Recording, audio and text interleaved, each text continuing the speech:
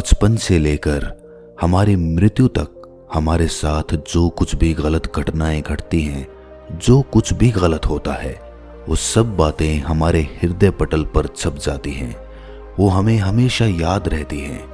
हम इन्हें चाहकर भी भुला नहीं सकते। लेकिन जब भी हमारे साथ कोई और नई घटना घटती है या फिर हमारे साथ कुछ गलत होता है, तो हम अपने आप से ये ज़रूर कहते हैं कि हमारी तो किस्मत ही खराब थी, हमने तो पूरी कोशिश की थी, या फिर हमारा तो कोई दोष ही नहीं था। और जब हमारी किस्मत ही खराब है तो हम कर ही क्या सकते हैं।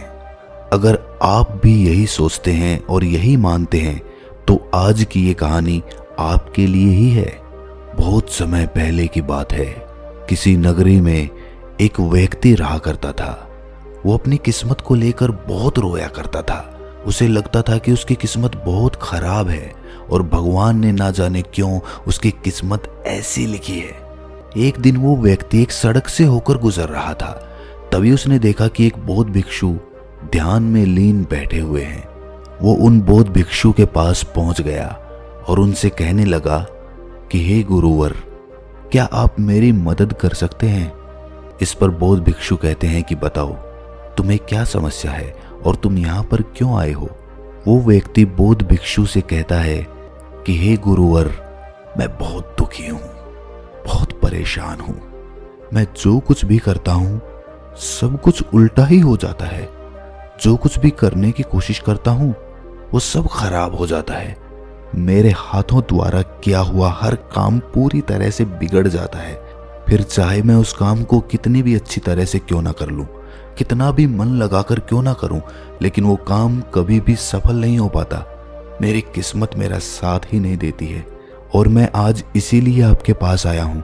मैंने सुना है कि आप सभी समस्याओं का समाधान कर देते हैं, तो आज आप मेरी समस्या का समाधान कर दीजिए। मेरी इस फूटी किस्मत का कोई उपाय बताइए। मेरी किस्मत इतनी खराब क्यों है? क्या आप मेरी इस फूटी किस्मत का इलाज कर सकते हैं, इसे ठीक कर सकते हैं? वो बौद्ध भिक्षु उस आदमी की सारी बातें ध्यानपूर्वक सुन रहे थे और फिर वो बौद्ध भिक्षु उस व्यक्ति से कहते हैं, फूटी किस्मत, कहाँ है तुम्हारी फूटी किस्मत? और तुम्हें कैसे पता कि तुम्हारी किस्मत फूटी हुई है? इसका जवाब देते हुए वो आदमी बौद्ध भिक्षु से कहता है, अगर मेरे हाथों से कोई काम बन ही नहीं रहा है, मैं जिस काम को भी हाथ लगाता हूँ वो सारा काम बिगड़ जाता है। फिर मैं चाहे कितनी भी मेहनत क्यों ना कर लूँ, मैं चाहे कुछ भी कर लूँ, मैं किसी भी कार्य में सफल नहीं हो पाता। तो इसका क्या अर्थ हुआ? क्या मेरी किस्मत फूटी हुई नहीं है? जब मैं पैदा हुआ तो मेरे माता पिता गुजर गए। पास के ही एक अनाथ आश्रम ने मुझे गोद ले लिया था। मेरा पालन पोषण वहीं पर हुआ। और जब मैं बड़ा हो गया तो मुझे एक लड़की से प्रेम हो गया, लेकिन उस लड़की ने भी मुझे धोखा दे दिया। उस लड़की ने किसी और से विवाह कर लिया। ये सब देखकर मैं पूरी तरह से टूट चुका था। मेरा आत्मविश्वास पूरी तरह से बिखर चुका था। जैसे तैसे मेरे मित्रों ने मुझे संभाला। उन्होंने मुझे समझाया कि मुझे आगे बढ़ना चाहिए, मुझे इन सब चीज़ों को भूल जाना चाहिए। मैंने आगे बढ़ने की कोशिश की। मैंने अपने एक मित्र के साथ मिलकर एक छोटा सा व्यापार शुरू किया, लेकिन यहाँ पर भी मेरी किस्मत ने मेरा साथ नहीं दिया। मैंने जिसके साथ वो व्यापार शुरू किया था, मेरे उस मित्र ने सारा व्यापार मुझसे हड़प लिया और मुझे उस व्यापार से बेदखल कर दिया। मैं एक बार फिर से पूरी तरह से टूट चुका था। मेरे मन में अब केवल एक ही ख्याल था, मेरे इस तरह जीने का क्या अर्थ है? क्या मेरी किस्मत केवल धोखा खाने की है? क्या मुझे जीने का कोई हक नहीं?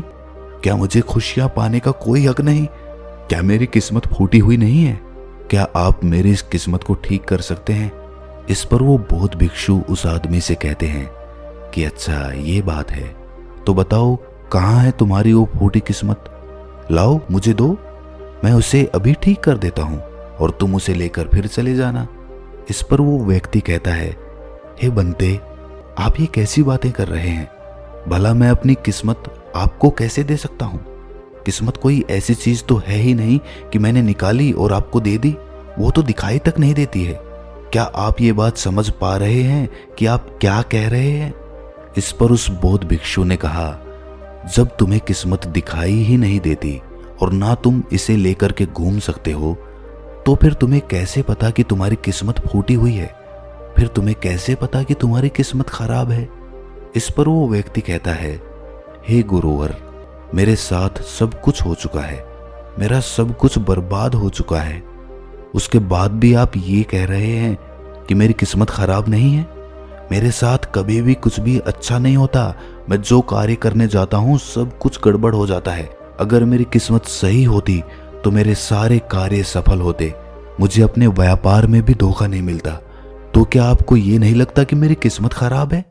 इस पर वो बौद्ध भिक्षु उस आदमी से कहते हैं, बंते, मुझे तो तुम बिल्कुल ही ठीक नजर आते हो। तुम्हारा हाथ पैर पूरा शरीर पूरी तरह से स्वस्थ नजर आ रहा है।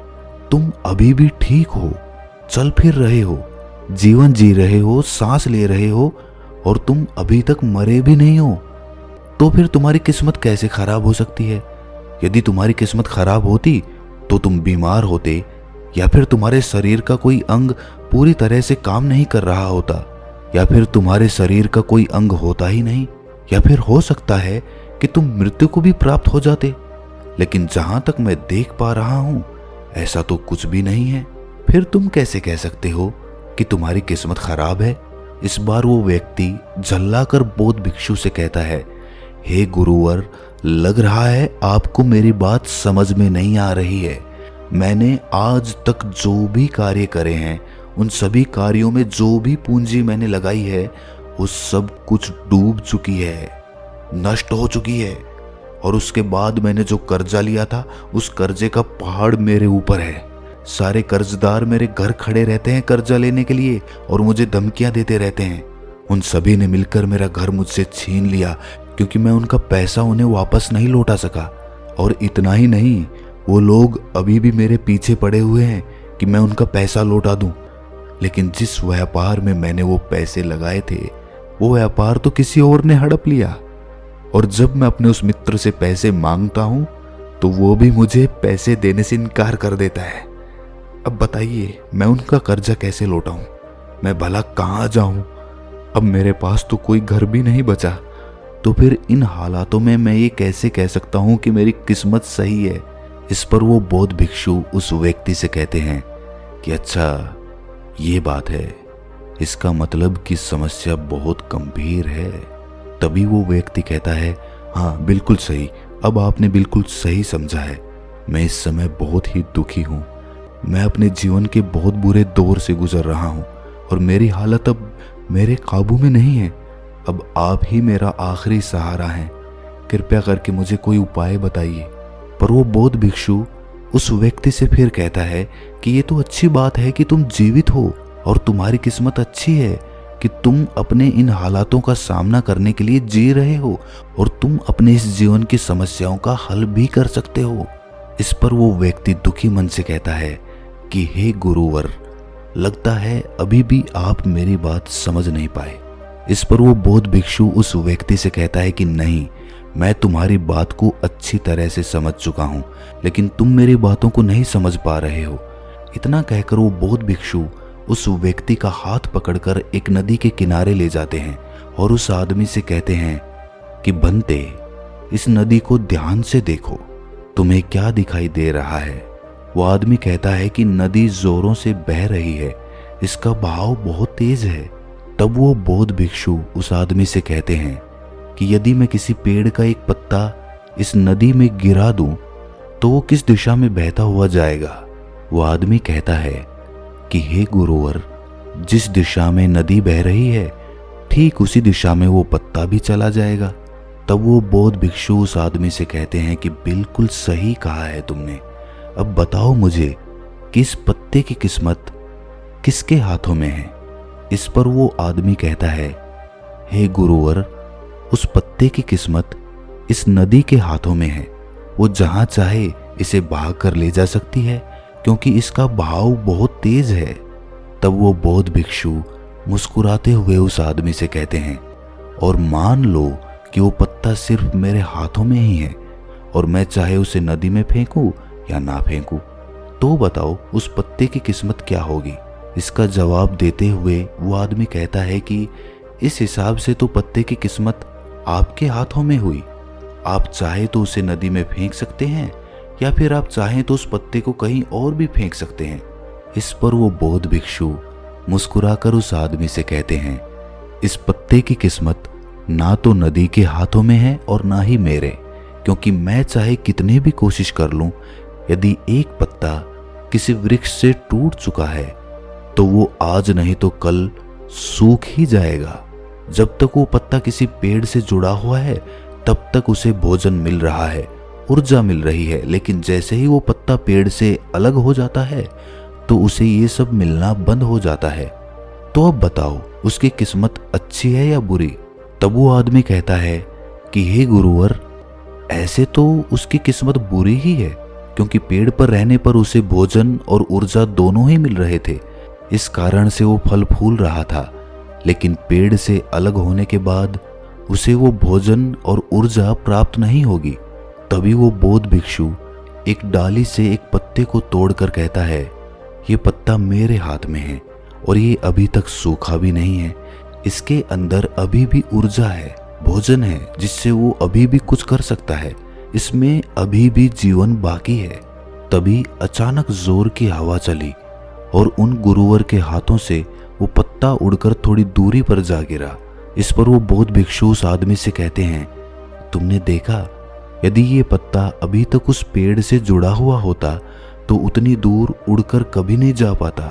आज ये पत्ता पेड़ से अलग होकर पूरी तरह से स्वतंत्र हो चुका है और इसने अभी अभी उड़ने का आनंद भी उठाया है, जो ये पेड़ पर रहकर कभी नहीं कर सकता था। इतना कहते हुए वो बौद्ध भिक्षु उस पत्ते के पास पहुंचे और उस पत्ते को उठाकर नदी में फेंक दिया और उस आदमी से कहा, इसकी किस्मत कैसी है?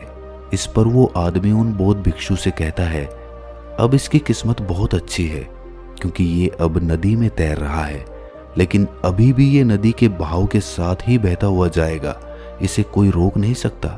इसका जवाब देते हुए बौद्ध भिक्षु कहते हैं, ये पत्ता नदी में तैरने का आनंद जरूर ले रहा है, लेकिन साथ ही साथ ये अपने ऊपर ना जाने कितने ही छोटे छोटे जीव जंतुओं को बचाएगा, उनको जीवन दान देगा और ना जाने कितने ही जीव जंतुओं को ये एक किनारे से दूसरे किनारे तक पहुंचाने में उनकी मदद भी करेगा।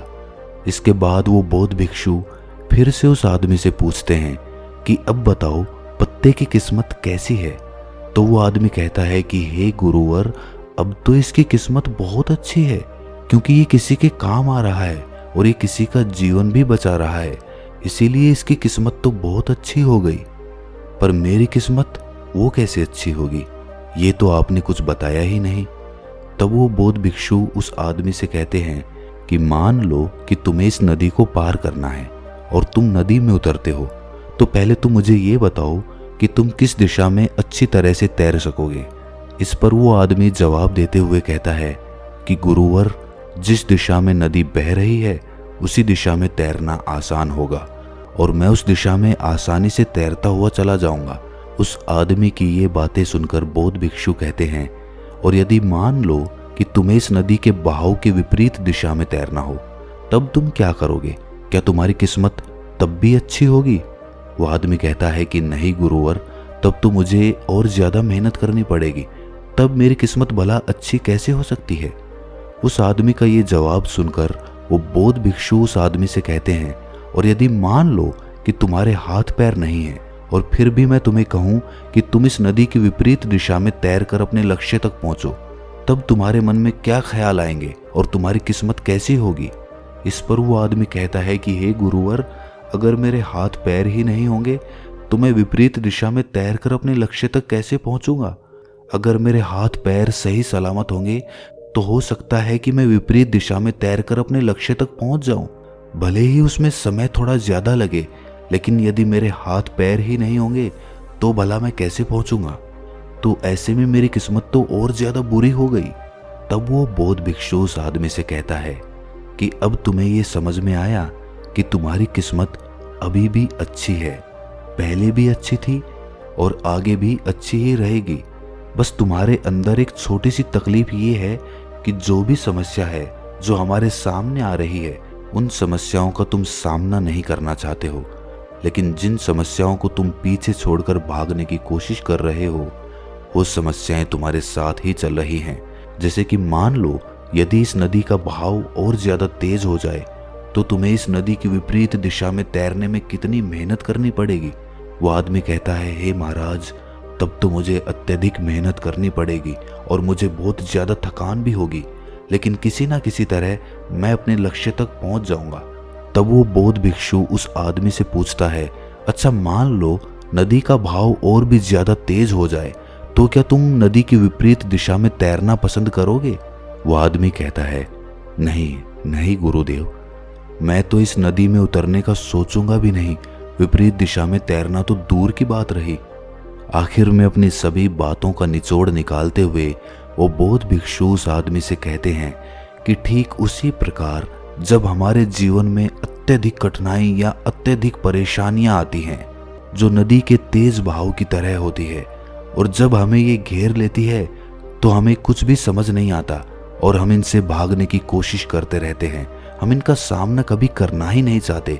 लेकिन तुम्हें ये ध्यान रखना चाहिए कि जब भी तुम्हारे सामने ऐसी परिस्थिति आए कि तुम्हें लगे कि तुम्हारे हाथों में कुछ नहीं है, तब तुम्हें नदी की दिशा में बहकर अपने लिए एक सुरक्षित स्थान खोजना चाहिए, क्योंकि उस समय तुम्हारा ध्यान केवल अपनी रक्षा पर होना चाहिए, क्योंकि जिसकी रक्षा तुम्हें करनी है वो है तुम्हारा जीवन। यदि तुम्हारा जीवन तुम्हारे साथ रहेगा तो आज नहीं तो कल ये तेज बहाव जरूर शांत हो जाएगा और नदी का बहाव भी हमेशा के लिए एक जैसा नहीं रहेगा। उसे आज नहीं तो कल थमना ही पड़ेगा, और जब नदी का बहाव कम हो जाएगा तब तुम चाहो तो नदी की विपरीत दिशा में तैर सकते हो और फिर तुम जैसा चाहो वैसा मुकाम हासिल कर सकते हो। तो अब मुझे बताओ, क्या तुम्हें अभी भी ये लगता है कि तुम्हारी किस्मत खराब है या फिर तुम्हारी किस्मत अभी भी फूटी हुई है? ये कहकर वो बौद्ध भिक्षु जोर जोर से हंसने लगते हैं, और ये सुनकर वो आदमी भी जोर से मुस्कुरा उठा और उनसे कहता है कि हे गुरुवर, आप सही कहते हैं, मेरी किस्मत पहले भी अच्छी थी, आज भी अच्छी है और आगे भी अच्छी ही रहेगी। मैं पूरी तरह से स्वस्थ हूँ, मेरे हाथ पैर सही सलामत है, मेरा जीवन मेरे साथ है, मेरे पास है और मैं सांसें भी ले रहा हूँ। हाँ, मेरे पास घर नहीं बचा, लेकिन फिर भी अभी मेरे पास कुछ पैसे बचे हैं, खाने के लिए भोजन है, पहनने के लिए अच्छे कपड़े हैं, जिनकी मदद से मैं एक बार फिर से अपने उन मुकामों को हासिल कर सकता हूँ। जो चला गया बुद्धिमान उसका शोक नहीं करते और आने वाले कल की चिंता कर्मयोगी नहीं करता। अगर मैं बीते हुए कल के शोक में डूब गया तो मैं कभी आगे नहीं बढ़ पाऊंगा। मुझे वो सब कुछ चाहिए जो मैं पाना चाहता हूँ, मैं उसकी तलाश में अब आगे बढ़ना चाहता हूँ, मैं वो सब प्राप्त करना चाहता हूँ और मैं वो प्राप्त करके ही रहूंगा, क्योंकि अब मैं उस पेड़ से अलग हो चुका हूँ जो मुझे बांधे हुए थी, मुझे रोके हुए थी। लेकिन अब मैं उस पेड़ से अलग हो चुका हूँ और अब मेरे पास एक ऐसा सुनहरा मौका है जिससे मैं अपने जीवन को संवार सकता हूँ, उसे निखार सकता हूँ। इतना कहकर वो आदमी उस बौद्ध भिक्षु को प्रणाम करता है और अपने मार्ग पर आगे की ओर निकल पड़ता है, और वो बौद्ध भिक्षु भी अपनी राह पर आगे चल पड़ते हैं। अगर ये कहानी आपके दिल को छू गई तो इस चैनल को सब्सक्राइब करके नोटिफिकेशन बेल को ज़रूर प्रेस कर देना। ये कोई ऑर्डर नहीं है, ये एक रिक्वेस्ट है, मान लीजिए। तो दोस्तों, मिलते हैं अगली कहानी में, तब तक के लिए अपना ख्याल रखें।